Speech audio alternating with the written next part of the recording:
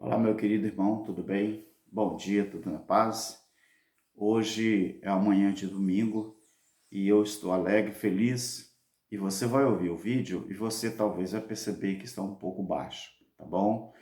Mas é porque ainda é cedo, agora são 5 horas da manhã e a minha esposa está dormindo, né? Trabalha a semana inteira e ela está dormindo e eu vou falar um pouco baixo. Aqui o meu estúdiozinho, né? Eu mudei de lugar, pelo menos por hoje, na semana no domingo, quer dizer. Mas eu quero te dizer uma coisa. Eu quero pedir para você se inscrever no nosso canal, para você também deixar o seu like, para você compartilhar esse vídeo, esse estudo da palavra de Deus.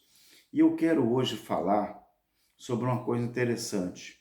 Eu quero falar sobre o capítulo 2 de Éfeso.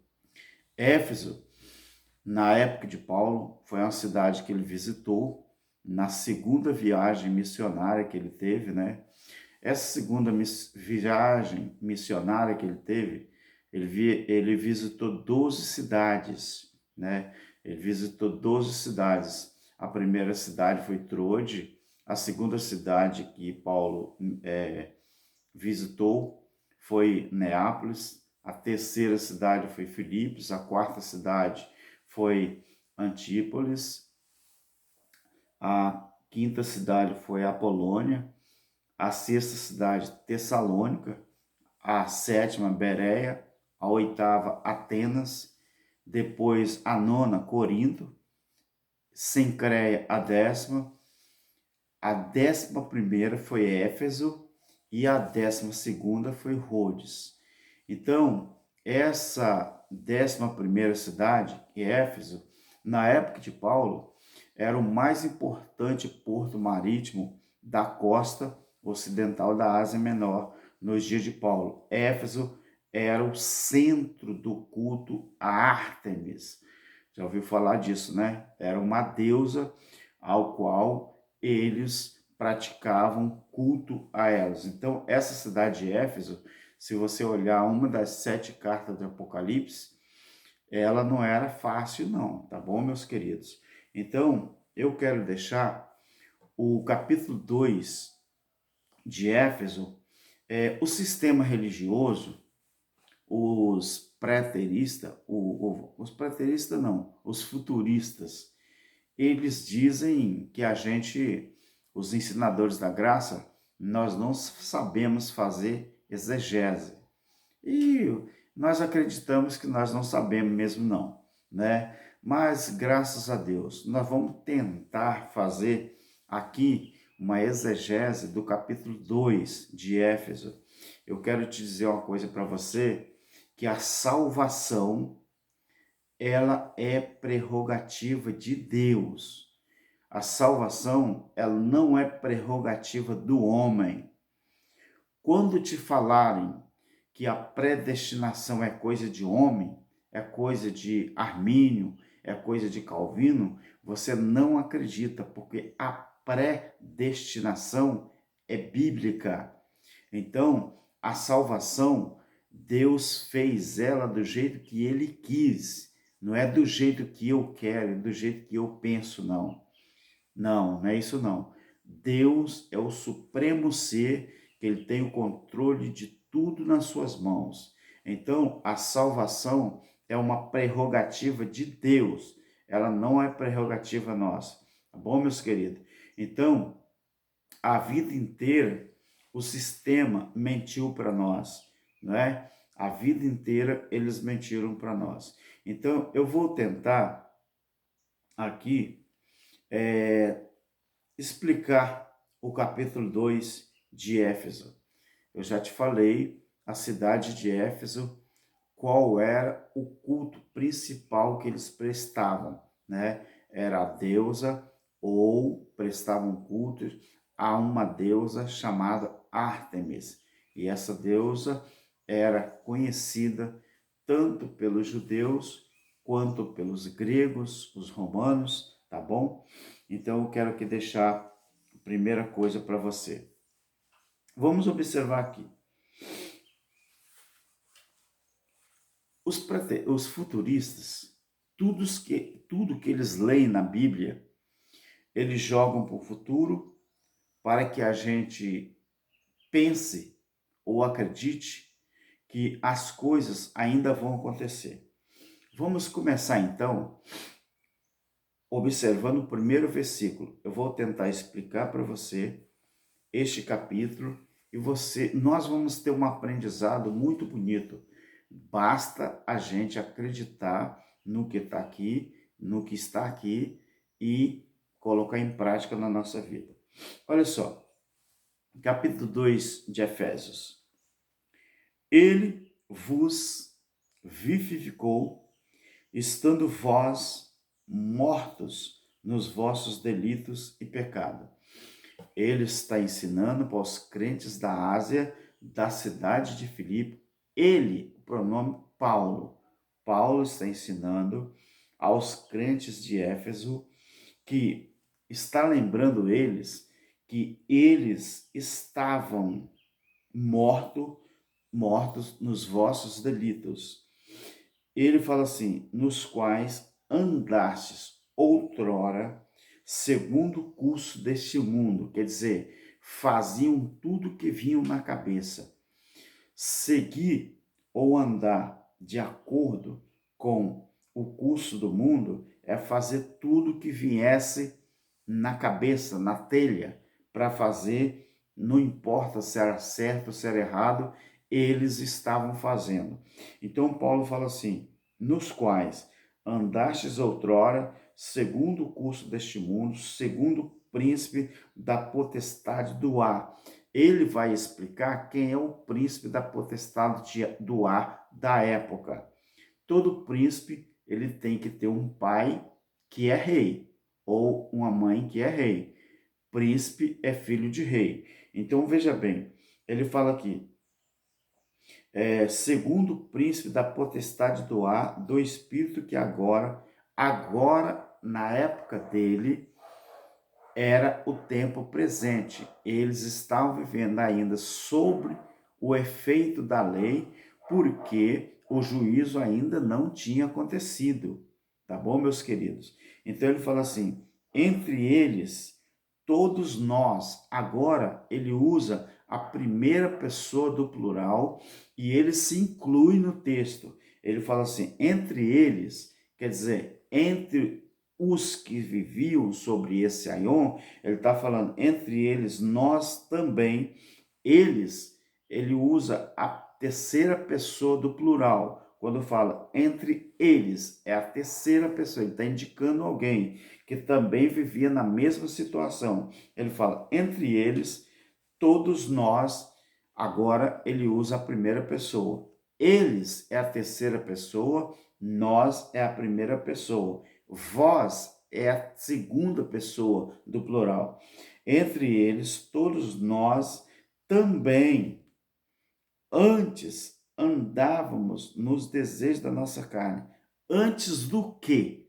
Antes da cruz. Ele está falando, andávamos nos desejos da nossa carne. Andávamos. Quer dizer, ele está falando, agora já não anda, porque antes andava. Então, ele falando, no desejo da nossa carne, fazendo a vontade da carne e dos pensamentos. Lembra que eu falei que andava, quando ele começa capítulo 1, o capítulo 2, o versículo 1 e 2, ele fala assim, estando vós mortos nos vossos delitos, nos quais andastes outrora. Então, quando ele falou assim, fazendo a vontade da carne e dos pensamentos, e éramos, por natureza, filhos da ira, como também os demais. Ele está falando que eles também eram considerados por natureza e não por linhagem. Não era por natureza, não era por filiação. Filhos da ira, como também os demais. Mas ele diz assim, ó, mas Deus, isso aqui é uma figura de linguagem, tá, meu querido? Ou uma linguagem de figura, quando ele fala assim, era filhos, por natureza, filhos da ira, mas por filiação, eles eram filhos de Deus. Aí ele fala assim, Mas Deus, que é riquíssimo em misericórdia, pelo seu muito amor com que nos amou, estando nós, ele fala assim, nós, se inclui no texto, ainda mortos em nossos delitos, ele nos vivificou juntamente com Cristo,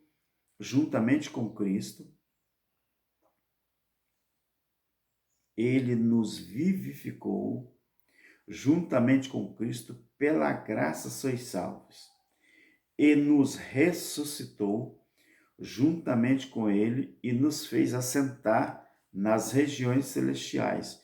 Essa ressurreição aqui, ela não é física, ela é espiritual, porque ele está falando aqui, ele nos ressuscitou e nos fez assentar. Então, quando ele fala e nos, ele se inclui no texto que quando Cristo morreu e ressuscitou, então essa ressurreição espiritual também ele participou, porque ele mudou da sua natureza.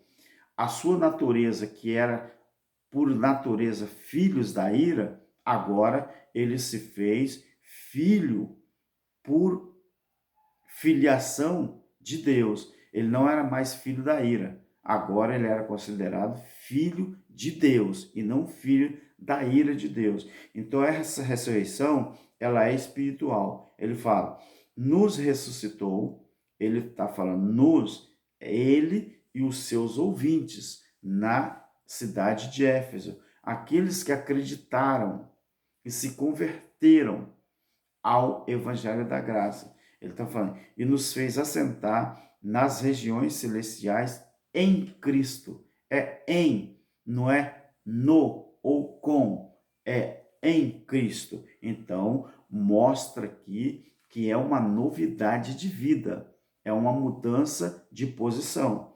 E nos fez assentar nas regiões celestiais em Cristo.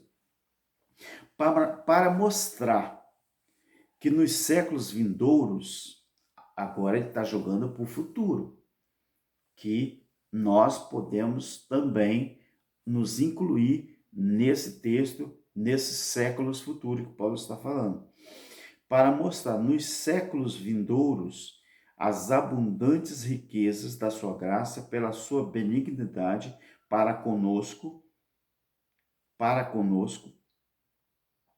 em Cristo Jesus. Porque é pela graça que sois salvos por meio da fé. E isto não vem de vós, é dom de Deus. Observe isso aqui. Pois não vem das obras, versículo 9, para que ninguém se glorie, pois somos feitura sua, criados em Cristo Jesus para as boas obras, as quais Deus preparou para que andássemos nela. Bonito até aqui, né? Até o versículo 10. Agora vamos a partir do versículo 11. Olha que bonito. Paulo explicando aos crentes de Éfeso, que era a igreja da Ásia Menor, então eram considerados gentios, não eram judeus, né?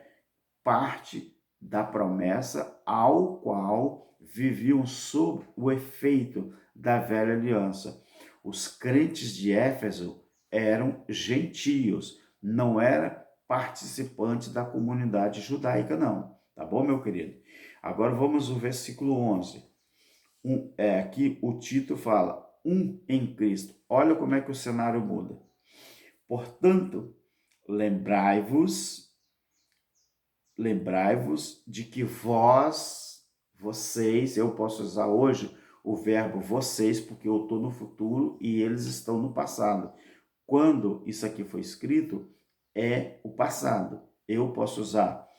Portanto, lembrai-vos de que vocês, ou vós, outrora, eram gentios na carne. Eu não disse que os efésios, eles eram gentios, não eram judeus, eram gentios na carne e chamados incircuncisão pelos que na carne se chamam circuncisão, feita pela mão de homens, que naquele tempo estáveis sem Cristo, separados da comunidade de Israel. O gentio, mesmo sendo judeu, ele era considerado, como Paulo disse aqui, separado da comunidade de Israel e estranho às alianças da promessa. Os gentios não tinham nada a ver com a aliança da promessa, porque eles eram gentios, eles não viviam sob a guarda da lei ou sob a tutela da lei. É isso que Paulo está falando aqui. Vocês viviam separados da comunidade de Israel e estranho às alianças da promessa, não tendo esperança e sem Deus no mundo. Mas agora, Paulo diz, mas agora, em Cristo Jesus, vós que antes estava longe, por que estava longe? Porque a lei afastava os gentios da promessa. A lei afastava os gentios de ser participante da comunidade de Israel. Por isso ele diz que vocês que estavam longe, agora, já pelo sangue de Cristo, vocês chegaram perto. Chegou perto por quê? Por causa da graça de Deus. Então, Paulo fala aqui, versículo 14, porque ele é a nossa paz, o qual de ambos os povos fez um, de ambos quem? Judeus e gentios. Ele fez um e destruiu a parede da separação, a barreira da inimizade que estava no meio, desfazendo na sua carne. Vamos ver o que era a parede da separação? Vamos ver o que era a barreira da inimizade que estava no meio, desfazendo na sua carne? Colossenses 2, 13 ao 15. Colossenses 2, o 13 ao 15. Vamos ver o que era essa parede, o que era essa barreira. Colossenses 2, 13 e 15. E a vós outro, Colossenses também era uma das cidades, eu disse aqui, que fazia parte da comunidade gentia. Colossos também era uma das cidades, né, que estava afastado da comunidade de Israel. E a vós outro que estava morto nos vossos pecados e na incircuncisão da vossa carne, vos vivificou juntamente com ele, perdoando-nos todos os nossos delitos, havendo riscado o escrito de dívida que havia contra nós, nas suas ordenanças, ao qual nos era contrário, tirou do meio de nós e cravando na cruz, e tendo despojado os principados e as potestades, e o expôs publicamente ao desprezo e deles triunfou na cruz. Viu o que era a barreira? O que era o muro? O que era a parede que separava? Então ele está falando aqui, o que era isso? O escrito de dívida, ele riscou na cruz. Qual era o escrito de dívida? As ordenanças que havia contra nós na sua lei, a qual nos era contrário. Então, se tinha uma coisa que fazia divisão entre judeus e gentios, era justamente as ordenanças da lei. Porque os gentios, eles não tinham como, vamos dizer assim, transgredir a lei, porque eles não viviam sob a tutela da lei. Os judeus, sim. Os judeus viviam sob a tutela da lei, então eles é que transgrediam a lei. Por isso que a Bíblia diz que a transgressão da lei é pecado. Pecado é a transgressão da lei. Então, colocaram o nome nessa transgressão e o nome que colocaram nessa transgressão era a palavra pecado, ou verbo pecado. Entendeu, meus queridos? Então, ele continua dizendo aqui, vocês Cristo é a nossa paz, o qual de ambos fez um, quer dizer, dos judeus e dos gentios fez um povo só, e destruiu a separação, a parede de separação, a barreira da inimizade que estava no meio, desfazendo isso na cruz, ou na sua carne. Então, a lei dos mandamentos, que consistia em ordenanças para criar em si mesmo, de dois, um novo homem. Quer dizer, dos judeus e dos gentios, um novo homem. Quer dizer, o homem espiritual.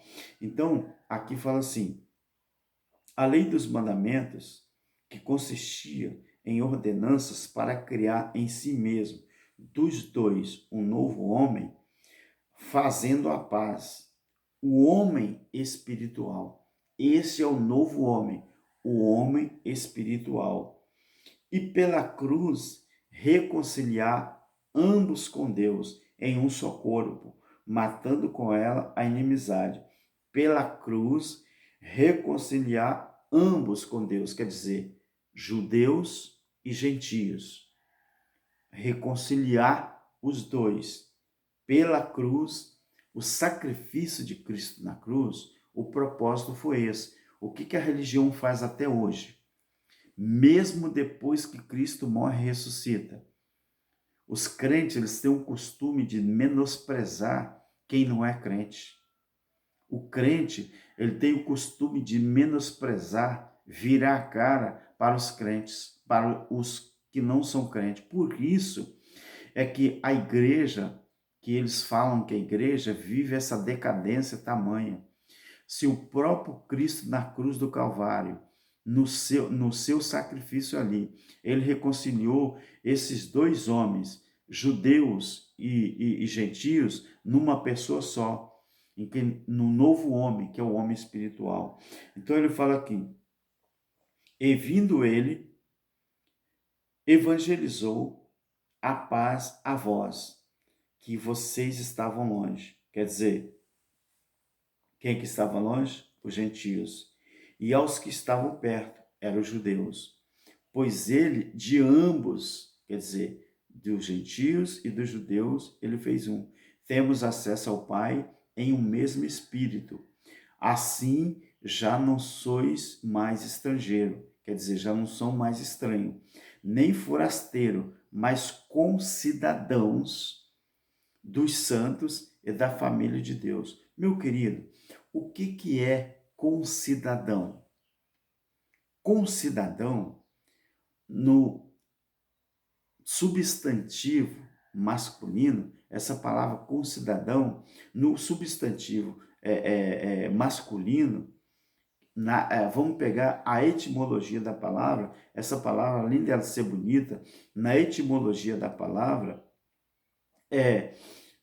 vamos dizer aqui, concidadão, na etimologia da palavra, o que é um concidadão? O concidadão, então, ele fala que é um indivíduo que goza da mesma cidadania do outro. É natural da mesma localidade. Então, quando Paulo fala assim, vocês já não sois mais estrangeiro e nem forasteiro, mas concidadão. Quer dizer, então, que esse indivíduo que era gentio, agora ele goza da mesma cidadania que os judeus gozavam. Isto é, agora o gentio se faz natural da mesma localidade que os judeus. Então, se os judeus agora, pelo sangue de Cristo na cruz, eles são santos, Paulo diz aqui, agora já não sou estrangeiro, nem forasteiro, mas concidadão dos santos. Quer dizer, vocês, gentios, agora, pelo sangue de Cristo na cruz do Calvário, vocês têm a mesma cidadania. Isso que é concidadão, você gozar da mesma cidadania do outro. Então ele fala concidadãos dos santos e da família de Deus. Antes não era, antes da cruz. Judeus e gentios eram separados. Agora não. Eles fazem parte da mesma família. Era duas, dividida, agora é uma só, porque agora são concidadãos. Gozam da mesma coisa, da mesma cidadania que os judeus gozavam, ou gozam, né?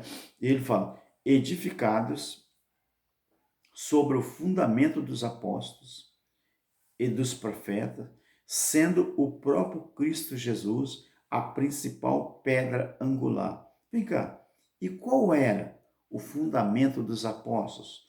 Qual era o fundamento dos profetas? Qual era? Vamos observar 1 Coríntios capítulo 3, versículo 10 e 11. Vamos dar uma olhadinha aqui, 1 Coríntios capítulo 3, versículo 10 e 11. Vamos ver qual é o fundamento dos apóstolos?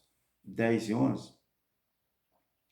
Segundo a graça de Deus, que me foi dado, pus eu, como sábio construtor, o fundamento, e o outro edifica sobre ele. Mas veja cada um como edifica sobre ele. Porque ninguém é quem? É ninguém. Ninguém pode pôr outro fundamento além do que já está posto, o qual é Jesus Cristo. Você viu o que a religião está fazendo? A religião, há séculos, ela tem colocado um outro fundamento em cima dos seus preceitos que não é Cristo Jesus. A religião, o sistema religioso, eles têm criado tanto fundamento em cima do evangelho que não dá nem para acreditar.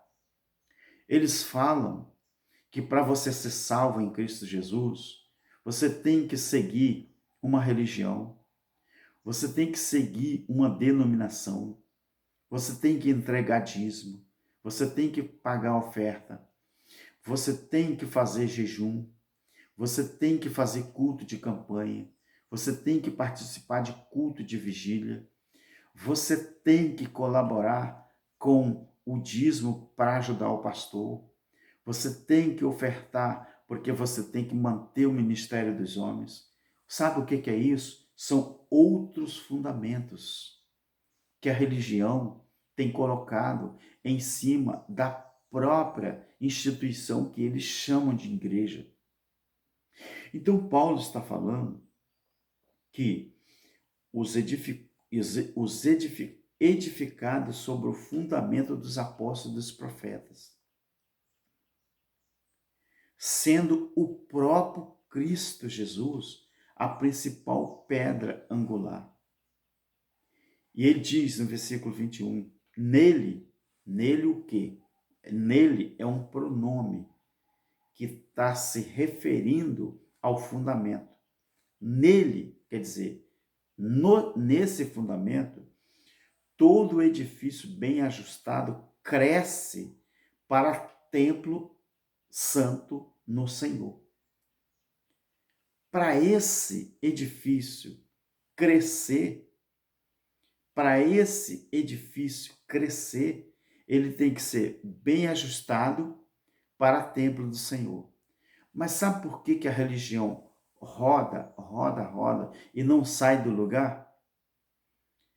Há séculos, a religião, um ministério dos homens, ele começa bem, daqui a pouco estão envolvidos com escândalos, adultérios, escândalos financeiros, escândalos emocionais, espirituais, intelectuais. Então, por quê? Porque esse fundamento que a religião colocou em cima do evangelho ou do pseudo-evangelho que eles pregam, ele não foi bem ajustado, ele não está bem ajustado. Ele não tem o fundamento dos apóstolos e dos profetas, o qual é Cristo Jesus. Paulo diz, nele todo o edifício bem ajustado, ele cresce para templo santo no Senhor. Somente quem pode dizer que é templo do Espírito Santo de Deus é quem cresceu ou está crescendo bem ajustado no Evangelho da Graça. Por que a religião, muitos crentes, não acreditam que nós, os cristãos verdadeiros, precisamos de um templo? Nós não precisamos mais de um templo físico. Por que eles lá não acreditam que nós não precisamos de templo, de religião, disso e daquilo? Porque eles não estão crescendo ou não cresceram fundamentado ou bem ajustado para templo de Deus, para templo santo no Senhor. Aí Paulo vem no versículo 22 e diz: e nele também vós juntamente sois edificados para a morada de Deus no Espírito. Tem muita gente, meu querido, que não acredita que ele é a morada de Deus no Espírito. Eles acreditam ainda que a morada de Deus é a casa aonde eles se reúnem para fazer cultos. Muita gente não acredita que ele se transformou depois da cruz e do juízo no templo, no edifício, na morada de Deus. Mas eles não acreditam porque eles não estudam a palavra. A salvação é uma prerrogativa de Deus. Ela não é uma prerrogativa do ser humano. A salvação é uma prerrogativa do Altíssimo. Uma vez eu vi um certo pastor, que essa palavra pastor para mim ela ficou no passado, eu acreditava nisso também. Depois que eu descobri na Bíblia, em Efésios 4:11, né, que os 5 ministérios, ele existia só até o ponto dos cristãos eles crescerem até chegar ao ponto de ser edificados no corpo de Cristo. Deixa eu ler Efésios 4:11. E ele mesmo deu uns para apóstolos, outros para profeta, e outros para evangelista, e outros para pastores e doutores, tendo em vista o aperfeiçoamento do santo para o desempenho do ministério, para a edificação do corpo de Cristo. Agora observe isso aqui. Até que todos cheguemos à unidade da fé e do pleno conhecimento do Filho de Deus, à perfeita varonilidade à medida da estatura de Cristo. Você entendeu? Esses 5 ministérios aqui, ó, ele valia lá no tempo da lei, ele era validado no tempo da lei, porque a partir do momento que Cristo ressuscita, volta para a eternidade e traz o juízo, a salvação perfeita, plena em Cristo, no ano 70 DC, aconteceu isso aqui, o versículo 13. Até que todos cheguemos à unidade da fé e do pleno conhecimento do Filho de Deus. Então, os 5 ministérios, ele só era válido até que acontecesse isso aqui. Na nossa língua portuguesa, o verbo até é limite. Então, os 5 ministérios, ele só valia até as pessoas obterem a salvação completa e plena através da morte e ressurreição e a partir da manifestação do Filho do Homem em glória, que ele falou que viria e veio. E muita gente ainda não acredita que o juízo não aconteceu. Então, se o juízo não aconteceu, então ninguém está salvo, meu querido. Ninguém ainda está salvo. Mas a Bíblia garante, através da cruz, que nós já estamos salvos em Cristo Jesus. Hebreus 2, 14 e 15, Colossenses 1, Colossenses também 2. Deixa eu ler para você Colossenses, e eu já estou terminando esse vídeo também. Deixa eu ler para você Colossenses, capítulo 1. Deixa eu ver se é Colossenses mesmo, ou Efésios. Não, Efésios. Efésios, capítulo 1. Olha o que fala Efésios, capítulo 1 aqui. 22. 1 e 22 e 23. E sujeitou todas as coisas debaixo dos seus pés, e sobre todas as coisas o constituiu como cabeça da igreja, que é o seu corpo, a plenitude daquele que enche tudo em todos. Então, meu querido, se você não acreditar que Cristo não se manifestou em glória no ano 70, no juízo, então você não acredita que a nossa salvação ela chegou à sua plenitude perfeita, plena, quando o juízo aconteceu. Então, o último versículo do capítulo 2, e nele também vós juntamente sois edificados para a morada de Deus. O versículo 21 diz, nem todo o edifício, nele quer dizer, todo edifício bem ajustado cresce para o templo do Senhor. Você entende isso aqui, meu querido? Você entende isso aqui? Que só quem está bem ajustado nesse edifício, ele cresce para o templo do Senhor. Por isso que muita gente não acredita que ele é o templo do Espírito Santo. Por isso que muita gente continua acreditando que o templo do Espírito Santo é 4 paredes físicas. Mas a Bíblia está dizendo que não. Que vai depender de você. Se você não acredita que você está bem ajustado em Cristo, então é por isso que você não acredita que você é templo, morada do Espírito Santo.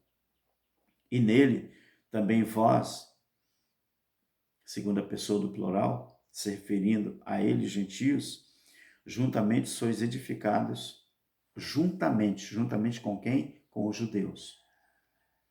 Sois edificados para a morada de Deus no Espírito. Tá bom, meu querido?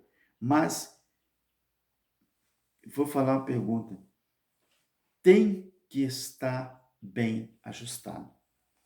Se não estiver bem ajustado, infelizmente, você então não pode se considerar como morada, templo do Espírito Santo. Meu querido, eu disse que eu ia tentar, os ensinadores da graça, eles são taxados pelo sistema religioso, quem não sabe o que está falando, mas nós sabemos o que está escrito. Eles mentiram para nós a vida inteira sobre a salvação. Salvação não é atributo do homem. Eles dizem que é nós que temos que fazer isso, fazer aquilo para garantir a nossa salvação. A Bíblia diz que não. A Bíblia diz que a salvação é prerrogativa de Deus. E é Ele que dá. É Ele que nos garantiu em Cristo Jesus. Tá bom? Eles falam que a gente não sabe falar isso, falar aquilo. E é verdade. Como disse os nossos ensinadores da graça, às vezes nós somos até indulto mesmo, né? Não tenho vergonha de falar isso, né? Porque assim fizeram com Jesus, mas nós não sabemos, se eles dizem que nós não sabemos falar, mas pelo menos uma qualidade nós temos. Nós não ensinamos as pessoas a viverem no erro, viverem na ignorância. Nós ensinamos as pessoas a se libertar do sistema religioso e começar a viver, a reinar em vida, porque foi para isso que nós somos chamados como filho de Deus. Meu querido, muito obrigado pela sua atenção, tá bom? E que o Espírito Santo de Deus continue abrindo o seu entendimento, se manifestando para você, tá bom? E que nós possamos agradecer ao nosso Deus. Tá vendo aqui a hora? Ó, vou te mostrar bem pertinho, ó. Vai dar 6 horas ainda, 20 para as 6 da manhã, tá bom? E eu quero agradecer por ter nos ajudado, se inscrevendo no canal e também compartilhando e deixando o seu like. Também deixe os seus comentários, tá bom? Fique na paz, graça e paz para você. Amém.